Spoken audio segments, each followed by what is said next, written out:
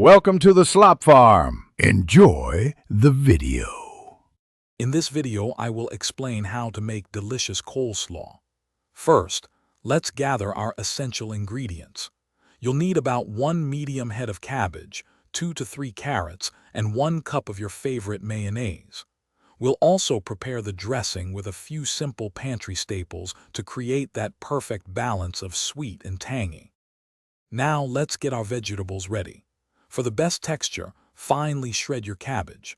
A mandolin works wonderfully for this, or a very sharp knife will do the trick.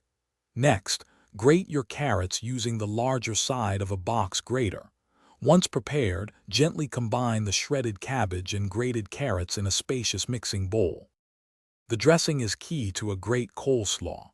In a separate bowl, whisk together 1 cup of mayonnaise, 2 tablespoons of apple cider vinegar, and 1 tablespoon of sugar. Incorporate 1 teaspoon of Dijon mustard, along with a pinch of salt and freshly ground black pepper. Taste and adjust the seasoning to achieve your desired balance of flavors. Finally, it's time to bring it all together. Pour your freshly made dressing over the bowl of shredded cabbage and carrots.